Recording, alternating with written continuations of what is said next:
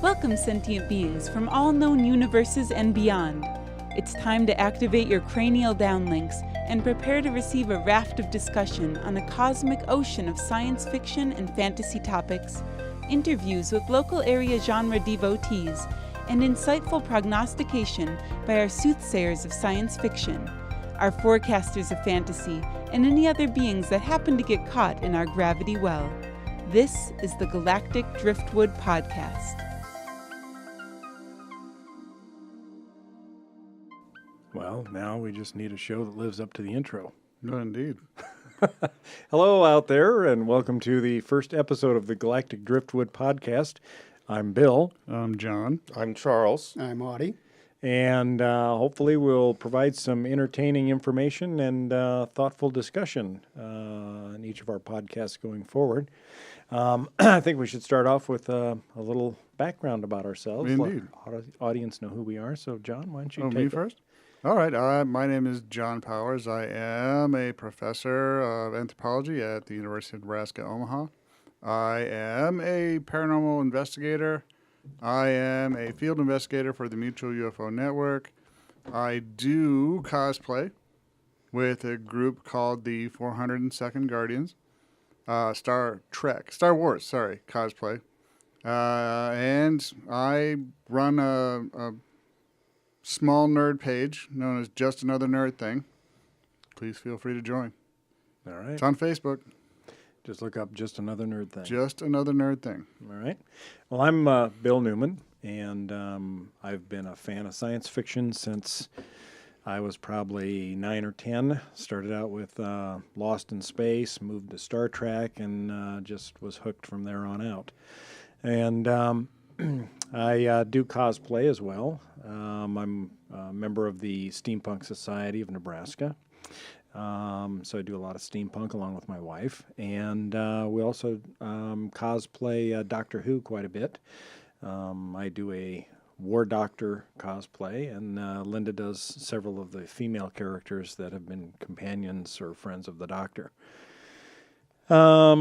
And outside of that, we like to go to cons. We go to TeslaCon quite frequently, and we were out at Gallifrey 1 in San Diego early this year, and I think that was in February.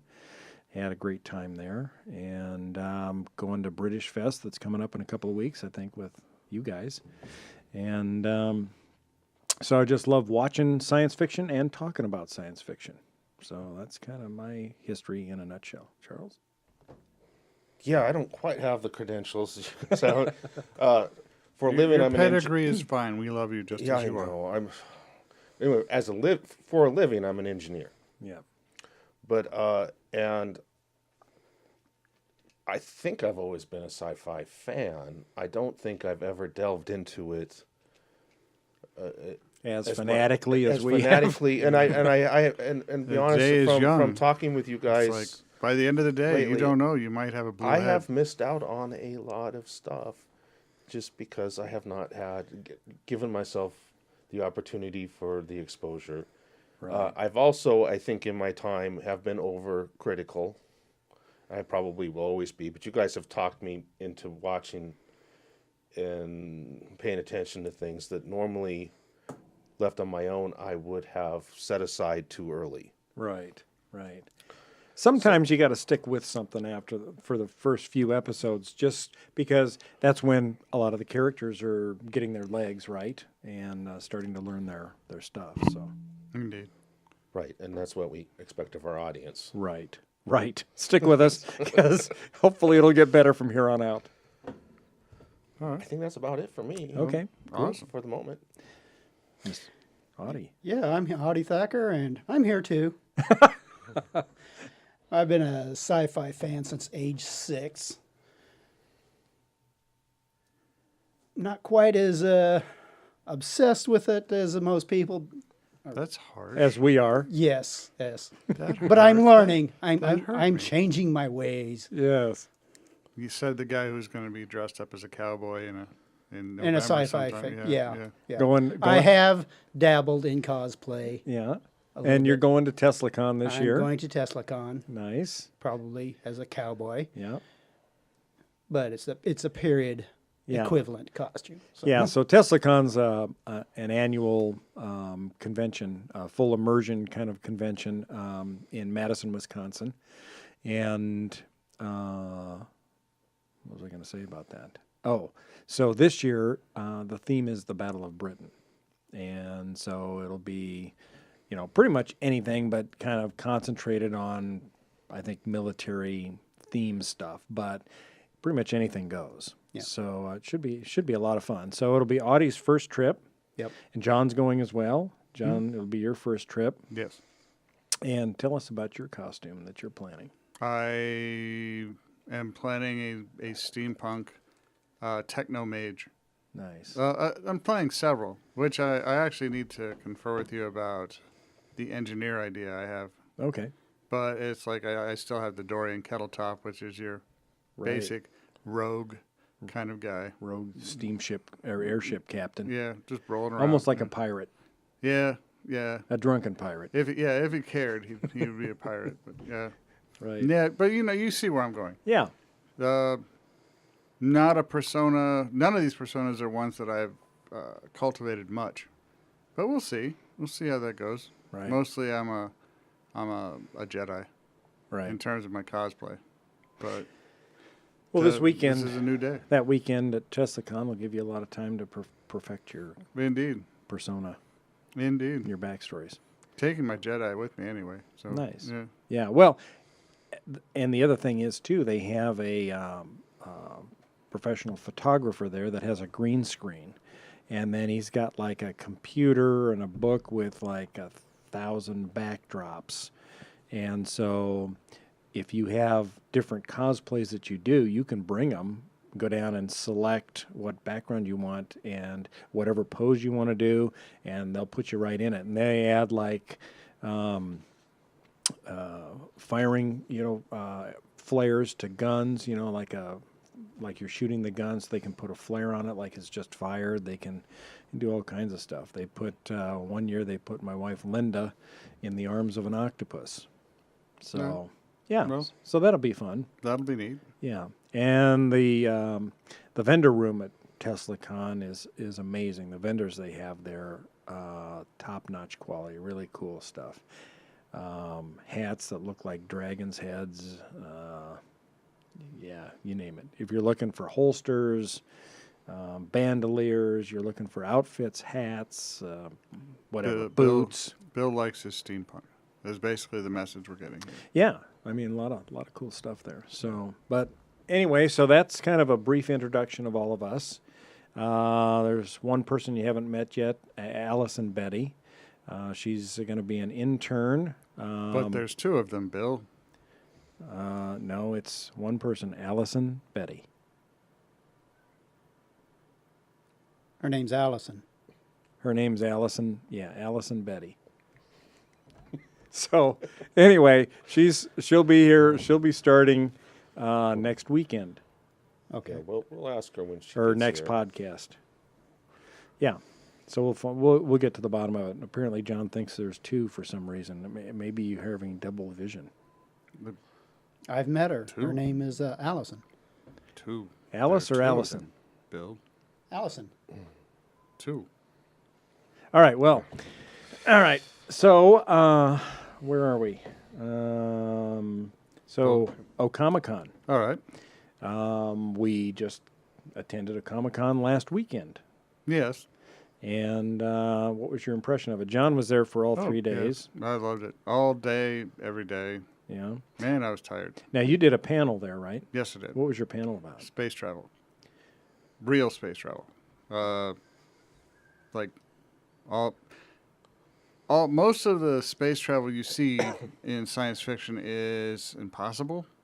Basically defies the laws of physics. In fact, they exploit the laws of physics to do that. And it makes for a better story, I understand. That's kind of why I like The Expanse, which is a show that just got transferred to Amazon, going into season 4. I highly recommend watching the past seasons because they do space travel the way it's supposed to.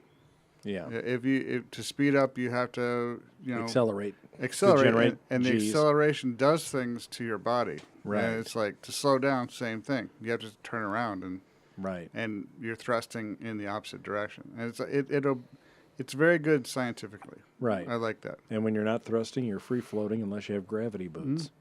But yeah, as I talked about various aspects of space travel as we do it. One of the more fascinating parts is fission propulsion. There is fission propulsion. In the 50s, they were doing atomic tests in the desert, and they actually blew a steel plate into orbit. So they got the idea of Project Orion, which now there's a Project Orion that is the capsule that they were planning to use to send men to the moon. But the past Project Orion involved people sitting on a spaceship on top of a huge steel plate underneath an atomic bomb. And they blow up the atomic bomb to blow them into space. That sounds inherently dangerous. Yes, it does. I don't think I'd want to ride an atomic bomb into space. It's very fast, though. Charles is an engineer. Yeah, how are they getting back down? Probably the same way they got back down before. It's like ablation through the atmosphere to slow them down. Yeah. You wouldn't want to... To each his own. That's Yeah. what I mean, using an atomic bomb as a retro rocket to slow your descent, that would be challenging, because then wouldn't you be descending into the mushroom cloud? Well, you don't want to use that to descend. Yeah. When you got atmospheric braking it. Right. Yeah. But what if you're landing on the moon? Or Or even Mars, where they have, well, a then lot less atmosphere than we've I got. think simple thrusters would work for the 1/6 gravity of the moon, or even the 1/4 gravity of Mars. So yeah, much better. But yeah, Yeah. I don't think it's a way to brake. It doesn't Yeah. seem to be a very good way to brake. No. So yeah, All right. all right. But that's just one thing I talked about at Comic-Con. It was very well received. I had a good time. Cool. Yeah, So- no, I do think the Epstein drive is probably a better solution than an atomic Yeah. bomb. Yeah. That's So it's the a- Epstein drive, for those that don't Is know, a- is the Fusion drive. drive Yeah. that they use in The Expanse, the TV show that was on science fiction, now moving to Amazon. That's how and it's I don't know, supposedly 99% Well, efficient, they say. So And they it can be because so they use it all the time. the whole model is of a star. And the problem, fusion's not impossible. We've done it for milliseconds. It's just we can't keep fueling it once the reaction starts. A star has that pressure thing of, a whole stellar mass pushing fuel into the reaction. Right. The Epstein drive is simply Epstein figured out how to fuel it. And it's like it's self-sustaining. It's very efficient. Fusion gives off water as a byproduct. It's really quite efficient. And we can only use the water. But it sounds like Epstein figured out how to actually make it work the way it's supposed to work. Right. To his detriment, he Right. wasn't. Spoiler alert: Epstein turned on his drive, it flattened him to a seed, and he died of a stroke because he couldn't get out. Right. Because it was a continuous acceleration, and it accelerated At a number of Gs, continuously faster and faster and Yeah. faster. So yeah. But he discovered The Epstein, efficient fusion drive. he yeah. discovered an efficient drive, which was then named after him posthumously. Mhm. Sad. Nice. Sad. But yeah, no, I had a good time at Comic-Con. I Yeah. did. Any panels you went to that you liked? No. Actually, it's like I was stunningly busy trying to track down all the people I wanted to take pictures of. So you're not saying that there weren't any good panels. There were just I none that you made it missed to. You missed them. all of them. I went the one to- panel I liked was the one I went to with you Yeah. on podcasting, and I missed the one before that because I was Right. out and about. But Yeah, there were two panels on podcasting. One was the first panel was a bunch of podcasters that had grouped together and formed a network to share tips and techniques and stuff like that with each other. And that was very informative. And then the following one was, okay, so you want to start a podcast. Here's some of the things you need to think about and consider. And here's some tools you can use and some resources to publish your podcast. So they were both very good. So these And it days, what's the most common costume? Sorry, Oh, that's fine. No, go ahead. What did you see the most? Let me think. Well, there's always a lot of Star Wars stuff at these things. I saw more Harley Quinns than anything There else. were, and there were a lot of Harley Quinn. Wonder Women. A lot of Wonder Women. It's like they seem to have taken the place of the slave Leia of the late 90s, early 2000s at these Yeah. cons. But, in those days, you couldn't swing a dead cat without hitting like 5 slave Leias. And now it's the same for Harley Quinns and Wonder Women. They're just all over the place. Which is great. I mean, it's cool. Now, the guy who won Best in Show, a guy named Josh Cato, is actually going to be a guest of ours on a future podcast here.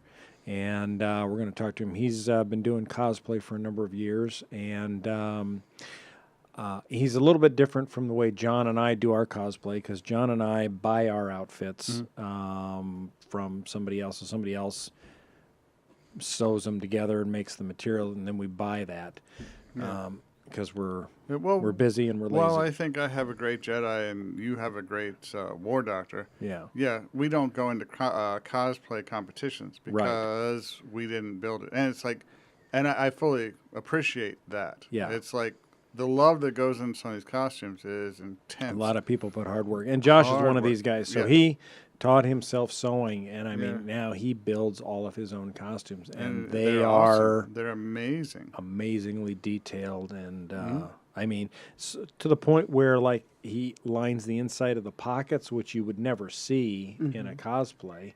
But he lines the inside and lines the insides of suits. And I mean, it's pretty good. So it'll be fun to talk to him and find out what kind of motivated him to do that. And what his future plans I'd are. like to do that just so, but I really don't think I could handle my first failure. It's like to work on something and it's not right and you can't fix it because you made a flaw that's basic. Definitely a lot of learning with that. And I don't think I could handle that first failure. Yeah. And it's like I feel bad about that, but Right. I do. Yeah, creating costumes and putting together, the actual material of the costume and sewing it has never been of interest to me. I'm more of a accessories guy, gadgets like little time machine boxes or, light weapons or things like that. So that's kind of where I get my pleasure out of cosplay.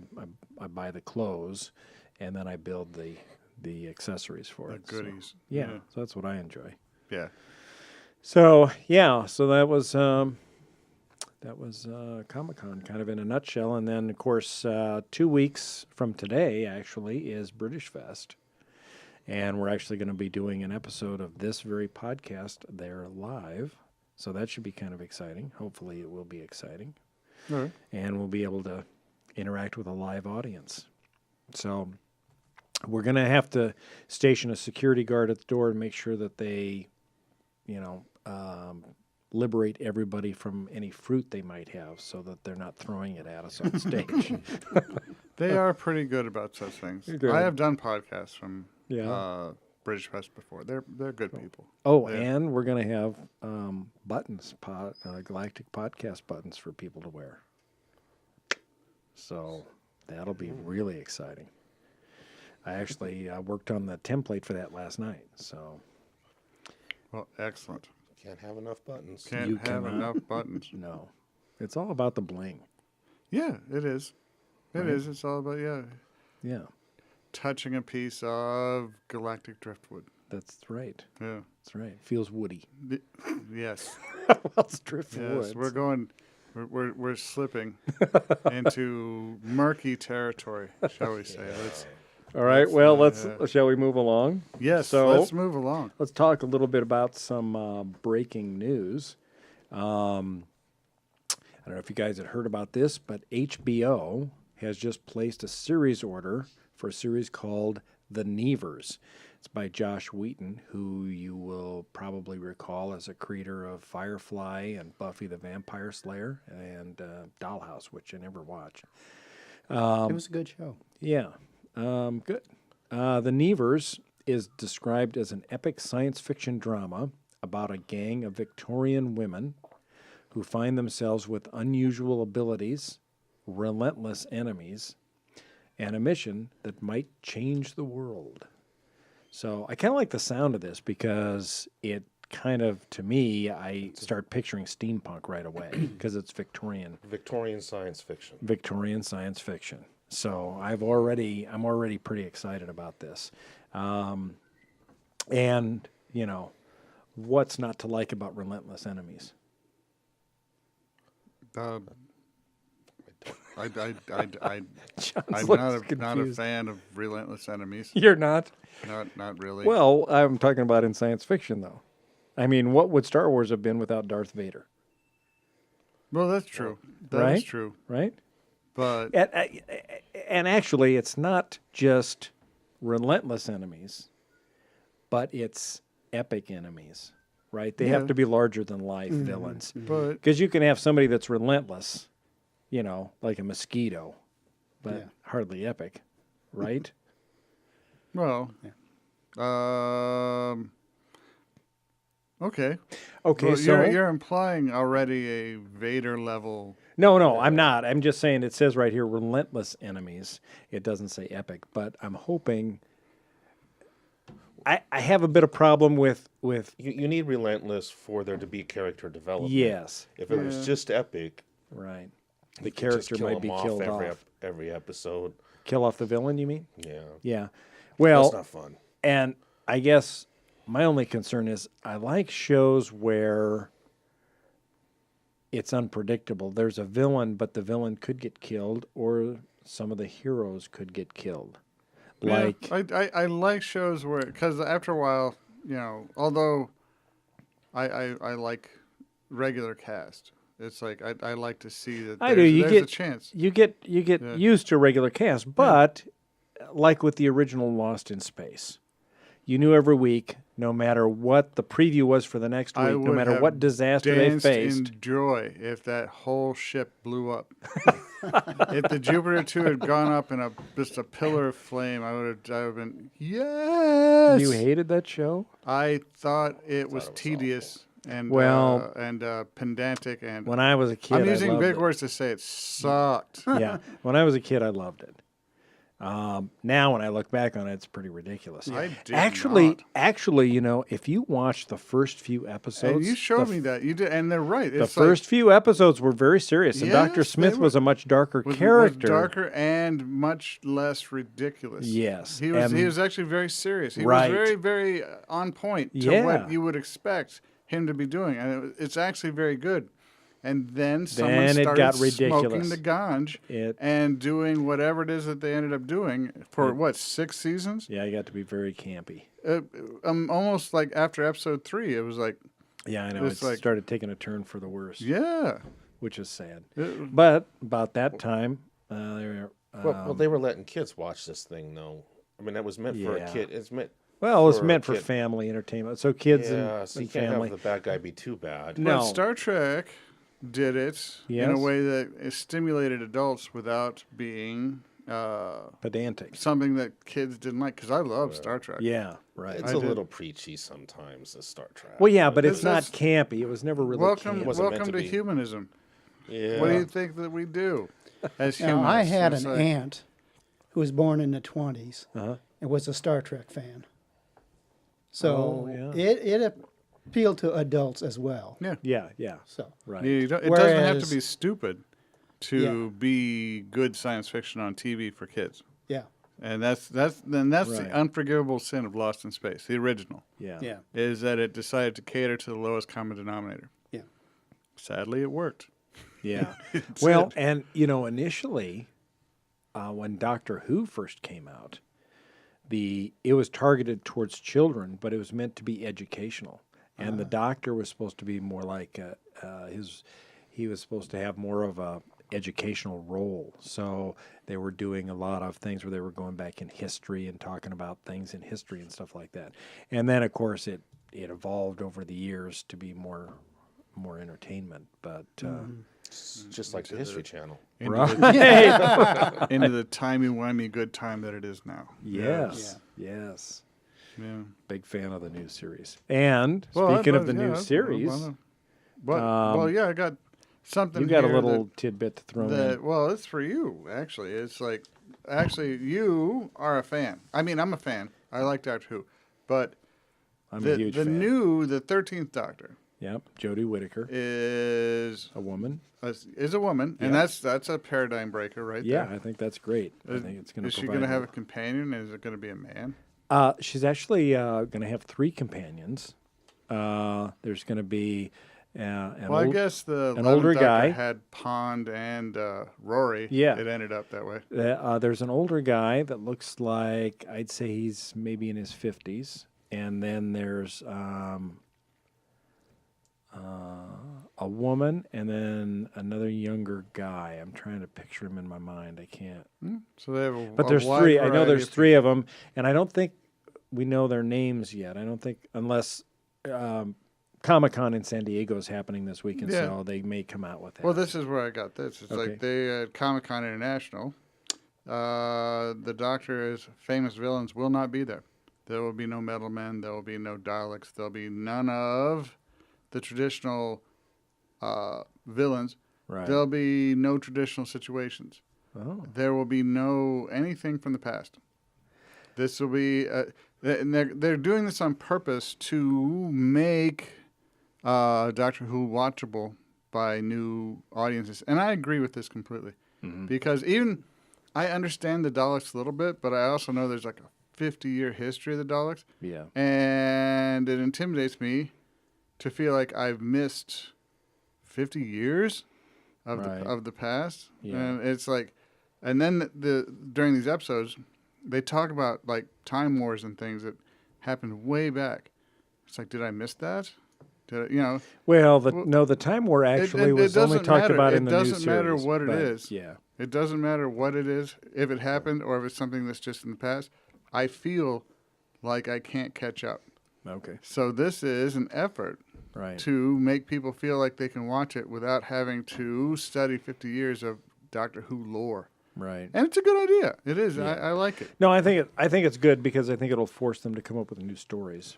Yeah. As opposed to relying on, well, I'm glad to hear they come you up say with that. new stories, but using the old characters, you kind of know everything about the Daleks and the Cybermen, and you've very seen. glad to hear you say that because you're the demographic I thought would resist the most. Oh no, I being like it. the old school Doctor I Who want to guy. see. I want to see new monsters. I want to see new villains. I want to see. I like new But stuff. at least for this first season, there will be none of the old. As none of long it. as they keep the TARDIS. I'm sure they have to keep the TARDIS. Right. And the sonic screwdriver, although there's already a lot of backlash about the new sonic Yeah, screwdriver. I've seen the new sonic screwdriver, and it looks more organic. The old sonic screwdrivers were definitely. I wish we could use that screen in the piece of back to metal. put up a Steampunkish. picture. Yeah. Is there a way we can do that? So did the bad guys on Doctor Who have depth? Then, I mean, do we know why they? Yes. The type of people that started out good and got corrupted somehow, Yes. or it depends upon it depends upon the creature, like the Daleks. They were a race, and they kind of irradiated their planet with nuclear war, and they had to encase themselves in metal boxes to block out the radiation, but it drove them insane over years. So now all they want to do is exterminate all life that is not Dalek. So that's what they do. They go through the universe exterminating races and stuff. But yeah, it's kind of like that. And you got the Cybermen, that want to delete anyone that is not a Cyberman. They either convert you to Cybermen and you serve their purpose, or they delete you. So, and there's a whole plethora of alien species that we've been introduced to over the years. But they used a number of those in the revised Doctor Who. But then they also came up with a lot of new monsters and new races as well. So, but this will be kind of cool, I think, because it's a whole new Doctor. It'll be all new races, new adventures, new things that we'll learn probably about the Doctor and Gallifrey and all that kind of stuff. So Yeah. I'm looking forward to it. I can't wait to see the first new episode. So. No, there's going to be some backlash, though. You know that, in fact, most old school Doctor Who fans are not going to be pleased with this particular transition. Even the ones that are okay Yeah. with transitioning to a woman. Yeah. Well, to change so much. I mean, I am totally for all of this. Because to me, it'll make Doctor Who much more watchable because I'm not the passionate old school fan. But these old school fans may not be progressive enough to handle a woman being the Doctor. Also, they might not, it might just anger them even further to know that none of their old scenarios will be played out this whole season. Yeah. Well, So- that's very possible. But I think the exciting thing is all the new people that may get attracted to it just because of the changes. And look at all the women now that can play the Doctor. Mm-hmm. I think it's time that women had a Doctor I role agree. model that they could play. It's So 50 years out of date. Yeah, it's time. right. It's time. Right. What do you I mean, think, Star Charles? Trek had a female captain in Janeway, right? Well, no, I was just thinking about Star Trek made some Inroads leaps. and Progressive leaps, yeah. Yeah.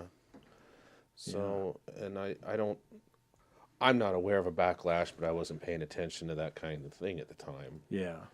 with any of them. But Yeah, I don't think at the time there was a backlash in there. Well, there was no social media back then, back, right? yeah. So, people just got on and watched. And it was a different world back then because you couldn't stream the Well, episodes. I mean, even with the newer Star Treks, Yeah, I don't hear about. right. There was a backlash, though, when the Next Generation premiered and they had a bald captain. And I remember... Oh, yeah, I remember that too. Remember, there was Was a there? lot of controversy. People At just least the hated first the season, new but captain. yeah. Well, and he was literate and kind of stuffy. Right, That- right. Yeah. But I think he went on to become one of the truly great captains. Oh, he has. He has. Yeah. It took a couple seasons. I mean, for I people think to get he's used to it. probably my favorite. But I think that's become for. Yeah. Yeah. As far as Well, and he doesn't overact. Right. Yeah. No. Right. Right. Well, in Shatner's defense, it No, was a that- time when the special effects weren't so good. So it was like if you saw an alien battleship approaching, the only thing you could do is make there's the alien battleship. There was no way you could show it because you couldn't make it. Now in this CGI heavy world, we can show all the things we want. Yeah. Much easier to act. But in Bill's day, it was all sold by the face. Right. And yeah, he is the king of the hams. Audie, you were going to say something about Star Trek. the Next Generation came along before Janeway. Yeah. Captain Picard was answering to female admirals. Right. So, Right. Good point. Yeah. Yeah. So yeah, they kind of ahead in that regard, I think, as far as diversity Yeah. of roles and In fact, one episode is just a brief scene where one of the crewmen was working on some technical panel, and he's wearing the tunic that you expect to see on a woman. oh yeah. That was the first episode, and you never saw it again. Yeah. Never saw it. So they tried a lot of things in Yeah. that first day. It's Yeah. like, I kind of wish they kept the tunic and gotten rid of Wesley. But, hey, Yes, I agree so with that. all good. Yeah. Much as I love Will Wheaton right now, Yeah. he's like king of the nerds. Yeah. He is awesome. Mhm. Ooh, Wesley just chafed me. Yeah. It was just. I don't think anybody liked Wesley. Yeah. Yeah. I don't know. He didn't bother me that much when I watched it, but I pretty much like everything. He started Well, out kind yeah. of in the background, too. Yeah. But then he's on the bridge all the time. Yeah. It's Yeah. like, and it's He was like an acting ensign. I'm like watching Star Trek, yeah, and then it's like, here comes Wesley. I'm sad. I'm just like, it's Yeah. like almost like someone flipped a switch. It's like, I don't want to watch this anymore. But that's because you're an old geezer like me. No, I wasn't in. And I if you were a wasn't young in. kid at Wesley's age, you would have said, I was like that 8. could be me sitting on This the bridge might of the make you Enterprise. feel old, but I was only like 18 when it came out. Yeah, it's like I was not an old man when. So I was in high Next school. Generation, with yeah. The Next Generation. Yeah. Although I have pondered if the dislike of Wesley is just a jealousy thing. It could I be. mean, you know, maybe 'cause that's what it at is. that age, Maybe because that's I what it remember is. going, and he always struck me as a brat for one thing. Right, But right. even Yeah. even in high school, even when I was his age, he struck me as a brat. I Okay. was probably a little older than him, but you know. Yeah. And Might have been nobody jealousy. lets jealousy. Yeah, no one It lets. could be, John. you know. If you thought about the jealousy angle. They just let him on the bridge, and I had to jump through all sorts of hoops to learn how to drive. I would love to be on Star Trek. I would love to be on the bridge of an Enterprise. Yeah. But if I had to be Wesley to do it, I don't. I don't think. What if they were going to make you an acting ensign? Then John Powers, acting ensign on the because you're if I had to because you're super bright and you know things. all about right. science and No. See, you just brought up the know things, and that really weird, creepy voice you just said made me think of the Traveler. yeah, the Traveler episode. Yeah. It's like that was the most pedophilic episode I've ever seen in my life. It's like the Traveler shows up. It's like, Wesley, get in my time van, and we're gonna go through the stars together. And he ended up leaving with him. I'm like, no, don't get in the van, Wesley. No. I felt bad for Wesley at that time. So, no. Right. And his mother's like right there crying. It's like, I'm gonna miss you. No, don't let him go. Don't do it. Bad things are gonna happen. Well, Audie, what did you think of Wesley? Were you a fan? Thinking back on it now, I did find him rather annoying. Yeah. Yeah. Yeah. Of course, I'm of the older generation, and he's just a bratty little kid to me. Right. Well, now let's go around. Who was everybody's favorite captain? Audie, we'll start. Well, I have to go with Picard, yeah. Yeah. It's going to be a Picard for me too. Yeah. Picard's mine. Kirk. James T. Kirk. All the way. You're a Kirk man. No, Kirk, and Kirk it's would like- be my second. He is absolutely a flagrant violation of everything the Federation stands for. He doesn't listen to anybody. He does whatever he wants. He always beams down in the landing party, Right. which is dumb. If think about the number of times on the original series that the entire command crew beamed down to the surface Yeah. of the planet, Yeah. leaving like Ensign Ricky in charge of the whole ship, and it's like, Right. damn. But it wasn't always. They're all there. There's Spock. There's the chief medical officer McCoy. Yep. Uhura's here. Chekhov's there. Right. Who's left? Well, It's but like- if you're going into a dangerous Scotty. situation, yeah, don't you it's- want to take your A game with you? Yeah, but they're not. Their A game is running the ship. Well, It's but like- anybody can run the ship because the ship is not a crisis situation. Well, the planet it is if you you're don't have running anyone to run it. the planet you're running into the unknown. I mean, look, Ensign Crusher can drive the ship. Yes. Take your A. You If don't want you Ensign. remember You don't correctly- want Ensign Crusher beaming down to the planet, No. tripping over a box of plants Yeah, they did and that, creating a international crisis. But interplanetary. Interplanetary, Yes. right? But you have all kinds of disposable red shirts just sitting around. Send Well, them you down. take them with you, If you run out, you go back to Starfleet and you get some more. right? You go back Right. to the planet. You don't beam down. All right, send Spock. Send Spock. If you want to send somebody important, send your second in command, and not the rest of your command crew. Spock Well, and some and in the red next generation, that's what they started to do because they the did. captain stayed on and the Will. But there's Riker also, went it is down. very inefficient, I think, to have the same people that are running the ship day to day Yeah. also be in the landing party. I understand You need- Hollywood necessity, but yeah, the idea is. But cutting the other costs. thing to keep in mind is that the Starship is running 7x24, and those crew members that we see that are the heroes of the show are not running that ship 7 by 24. They have a shift, an 8-hour shift. After that, they go to the holodeck, they go to the rec room, they go to 10 forward or whatever, and they go to bed and sleep. So somebody else is driving the ship during that time. Those people could easily drive the ship when our heroes go down to the planet's surface. Well, but then I'd send the B team. I mean, Like, wake up the night shift and send them down. I mean, here's the thing. Let's say I'm the captain of a podcast crew, All right. and I'm going to the Planet British Fest. I'm going to want to take you guys. That is absolutely 'Cause you're my terrible- A that's team. A terrible analogy because there's no We're- B team. Yeah, we're the only team there is. You're gonna grab Linda and the dogs and take them to the podcast. It's like down to British Fest. It's like because there's no B team.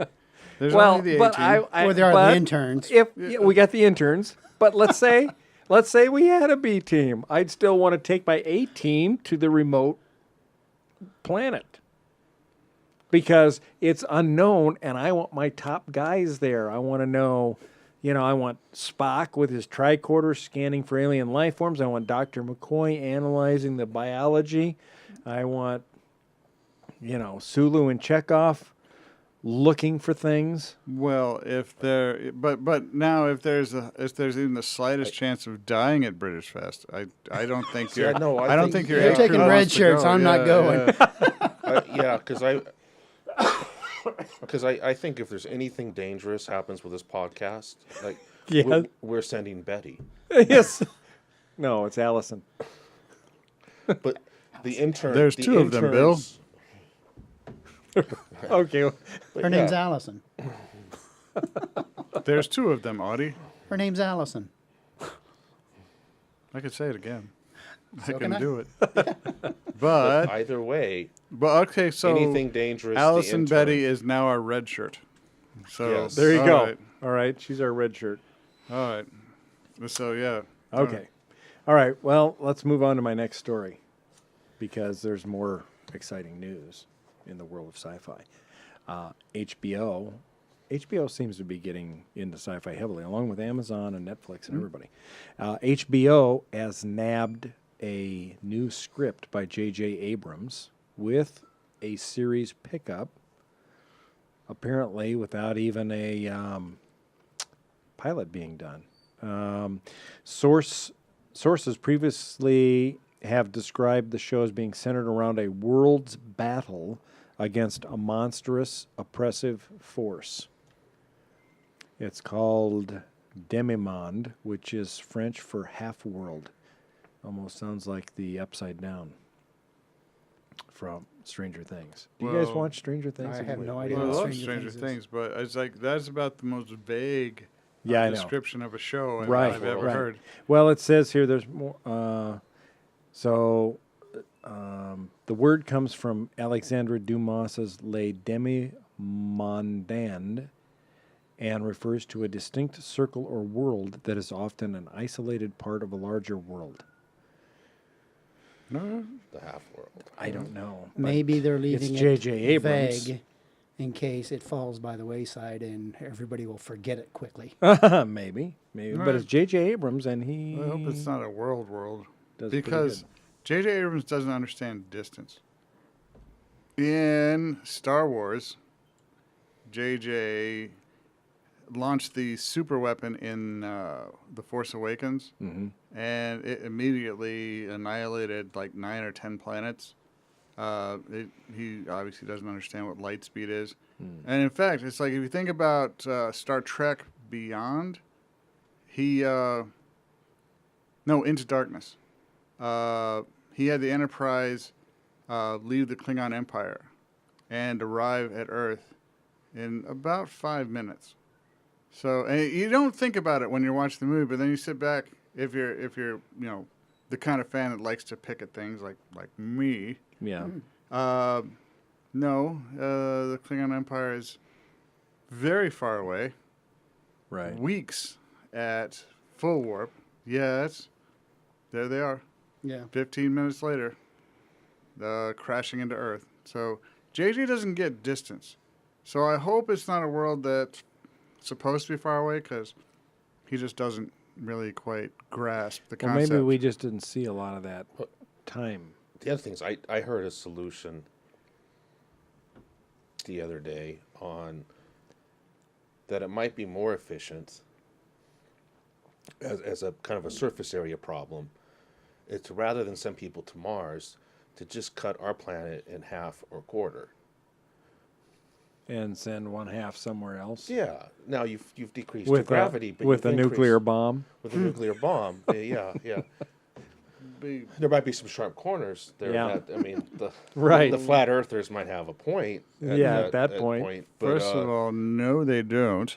And second of all, no, I mean after it's been cut in half. after Yeah. it's been cut in half, There would be will- a flat part. You'll have 4 spheres because they will automatically contract and on themselves. But it's like, okay, continue. I just was Engineer. because this was the French half world. It might just be Yeah. The Yeah. world's cut in half that might be they're from the other half. of a severed world. So you constructed all that to. Well, there was no point. I know. Well, no, there was a point. Bill needed it. So Yes. thank you very much for indulging Bill in Well, that. And I mean, Bill went to this whole prostitution thing, and I just say maybe it's a little simpler. Maybe they just cut their world in half. I don't because of remember the surface area prostitution. I didn't say anything about yeah, it's prostitution. like, no, refresh me about the A prostitution. distinct Oh, did you not get there? I didn't get that far in my notes. Well, shame on me for spoiler reading ahead. alert. So the There's prostitution. So that Le Demi-Mondan that talks about the distinct circle or world that is an often isolated part of a larger world, that isolated world in that particular work by Alexandre Dumas is actually the world of prostitution. But I don't think that's going to be the case in J.J. Abrams' thing. I think that's just, they're just grasping at what they can, what they know about Demi-Monde and what it might mean, possibly, for J.J. Abrams' work. But I don't think it really has any bearing on it, so... I have noticed that with his versions of Star Trek and Star Wars, Yeah. there's a great deal more action. Great deal more action. And, Oh, yeah. and Star Trek might have needed And it for this it particular almost, audience. Yeah. well, Well, I find it actually boring. we I would deal- like to hear some story instead of just fire, fire, fire, fire, fire. But what do you? That's what millennials seem to want. People who Yeah. grew up addicted to having an overflow of information all the time from all directions. Yeah. Maybe that is geared to engage Keep their them. attention, yeah. Mm-hmm. But I know I miss the old days of the original series, where I wonder if it's there- actually a story. There's a story and an intellectual plot development and a conclusion that was profound. And it's Yeah. like now, yeah, maybe not. And maybe that makes me sound like, old man Johnny sitting on his porch throwing water balloons at kids, telling them to get off my lawn. But, The water balloon's filled with but urine. no, that now that's just wrong, man. Well, I mean, you're a really cranky old man. with How time on your cranky are hands. you? No, I would never. I would never. Okay, Bill. Never. I would never do such a thing. We'll see. All right. I didn't even think of that. It's Put like, down that bag of balloons. put that down. Yeah, right now. It's not that kind of podcast, man. No.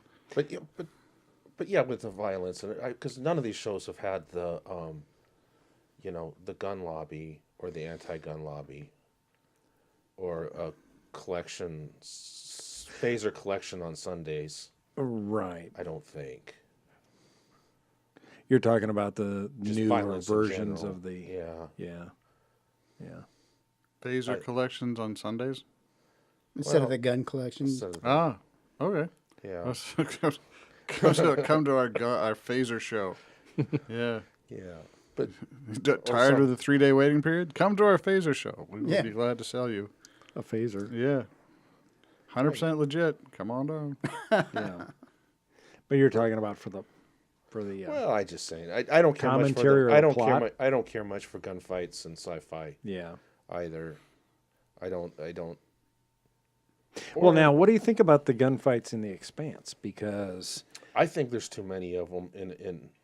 Yeah. There's too many close calls. I don't like too many close calls. Yeah. Yeah, Where- 'cause where- the dice should roll the other way once in a while. Yeah. Yeah. Yeah. And I don't like. especially when you're taking on. The whole solar system. Yeah, well, but you take on trained Martian Marines. Marines, and you win. Right. Yeah. That's not. Right. Even if you're somewhat capable yourself, you're not. It's just But that's not how it plays out. but on the flip side, if you were the commander of the other ship and you think it's just this stolen ship of yours with a couple of amateurs on it, you're going to be like in the initial episode where Holden and his crew got to that. We're talking about the Expanse right now. Yeah, got to that Martian ship, right? And then the Martian ship saw these stealth ships coming towards it, and the captain of that ship was very cocky and thought they were just going to knock him out. But it turned out that they underestimated the ability of that ship. We may have to circle back around on this at some point, but I do forgive the Expanse a little bit because the premise in the Expanse is nothing has been solved. Like all our current problems are still our current. Right. Right. I mean, that's Right. Earth itself may be united, but Earth now is well, at war with Mars and the people, belt. and people still acting machismo. Yeah. And there has not been. I think that is, and that's one of the problems. I mean, they state that in the show that nothing. I mean, We haven't finished.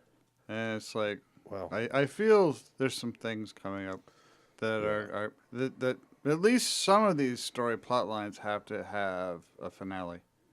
If nothing else, then that whole UN Secretary General thing has to be taken care of at some point. But Yeah, so for the audience listening, we're discussing the getting Expanse. well. No, they season know 2. that, but season three. Sorry, they don't know that. But We never actually well, said that. No, Audie said that we're talking about the Expanse, so for everybody listening, Audie, Charles, and John have not watched the season finale yet of season 3. We're on episode 4, I think, And or that 5. is totally because of love, because I like watching it with you guys. I have them at home. And we appreciate that. And it's like, it was hard to stop. It was actually hard to, it's like, because there's episode 4 right there. Yeah. No, I won't do it. I won't do it. I will watch it with these guys. Now, and in full We're only up to disclosure, episode 3. of I season have 3, by the way. seen the full season, so Yeah, because you're just that kind of guy. right. Well, because You didn't know that they were going to be available on Amazon. and I didn't want to have to pay full price for them, so I could watch them free on Sci-Fi while they were available. And at the time, everybody was getting caught up on. That was me. Everybody was getting caught up on Westworld, which we haven't even talked about. but I am going to say, my preference with sci-fi is that there be less Wars, battles. gunfights. Well, I don't mind the cultural but I mean seriously, your exploratory ship packed with phasers and torpedoes. Yeah. Again, Star Trek now. Again, millennials. But it's like Gene Roddenberry's vision was science fiction is not shoot 'em up. It's not space battles. It's putting humans in situations in the future where technology has changed society and how people change with it. And you can see that in the original Star Trek. And you can even see it in Next Generation and Voyager, in Deep Space Nine. But these new ones are more flashy, more space battle-y, more let's get the attention. And that's just what that is. And I dig where you're coming from, Charles. I agree with you 100%.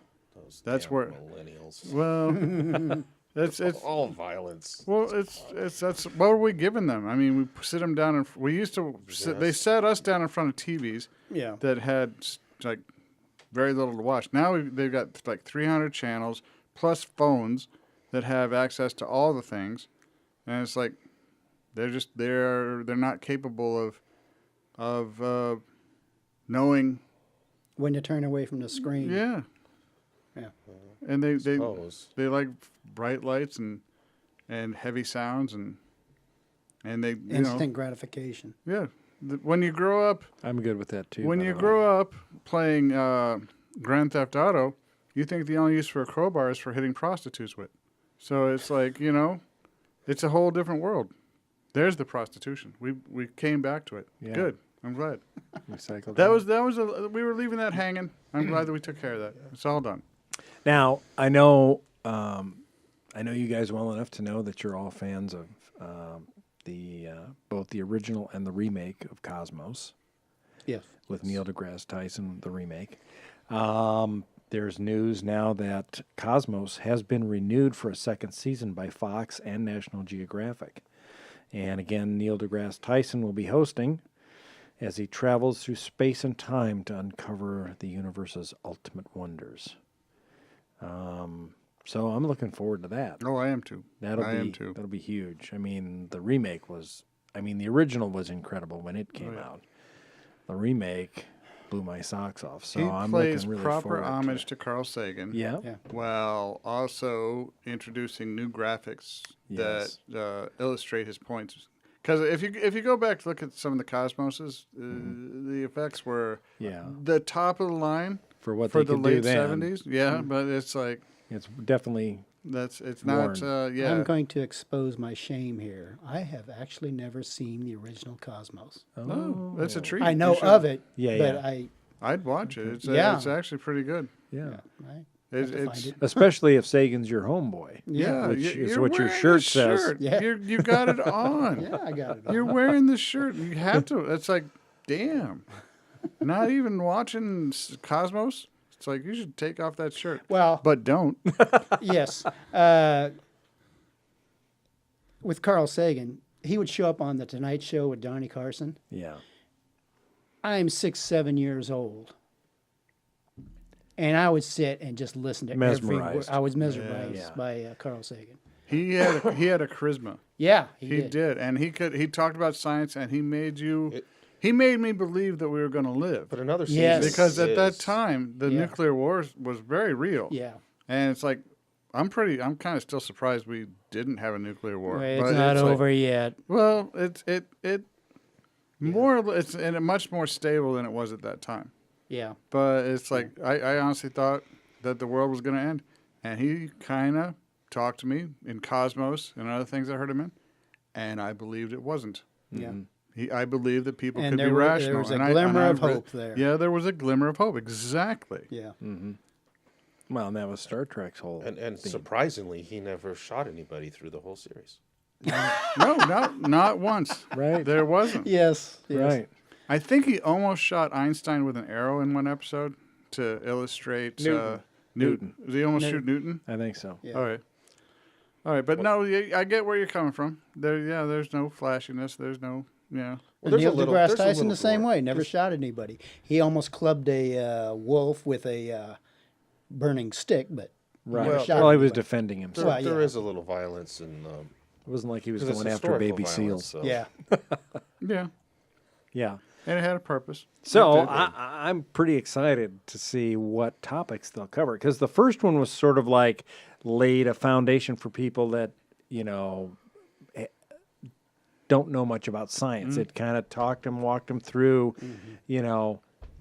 evolution, for example. One episode with the wolves and how the wolves change and There's a Became lot of dogs. people and things like who that. believe that science is a belief system, and Yes. it's Yeah. not. Because they treat it like science is the opposite of, especially for fundamentalist religious people, that science opposes fundamentalist religion, but it doesn't. Science is a methodology through which you discover the universe.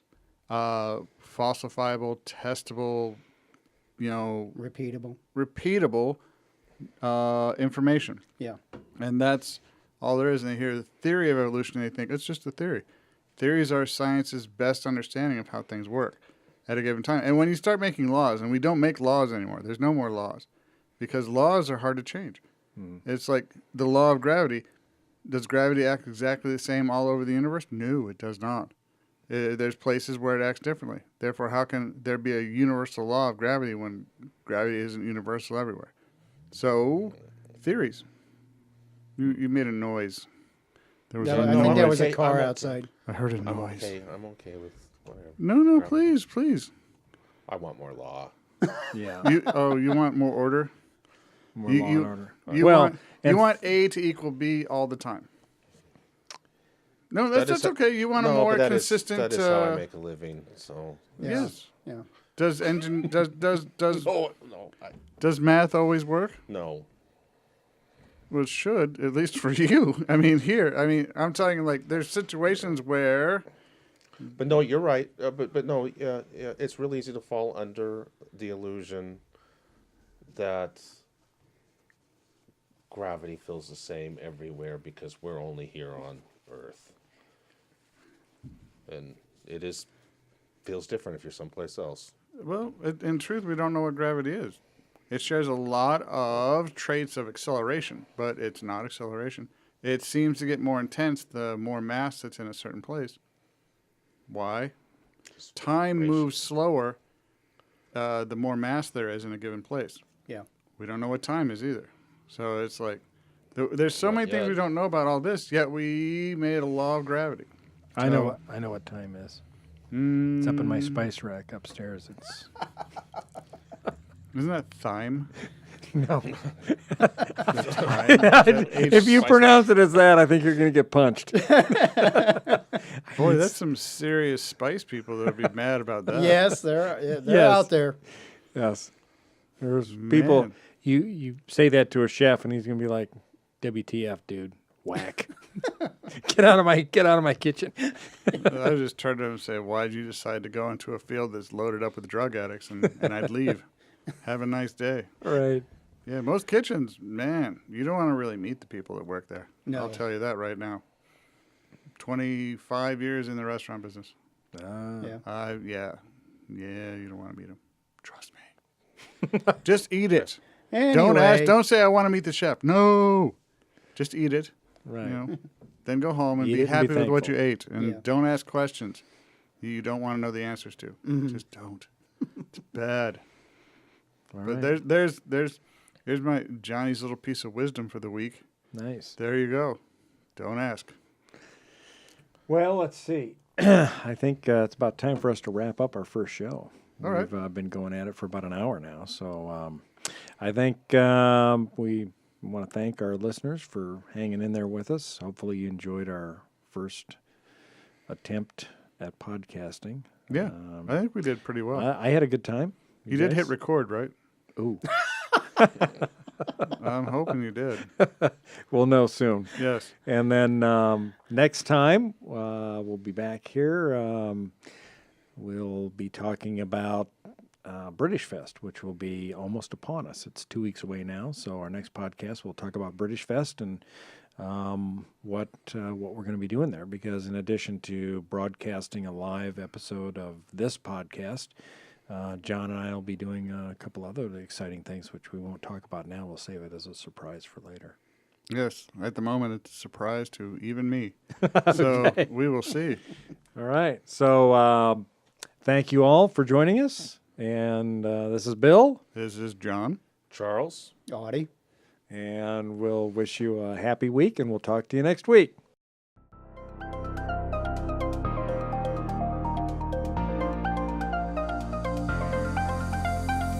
Thanks for listening to this episode of the Galactic Driftwood Podcast.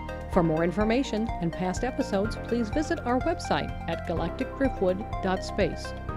And now, please deactivate your cranial downlinks, collect your towels, and be sure to watch your step as you exit the gravity well.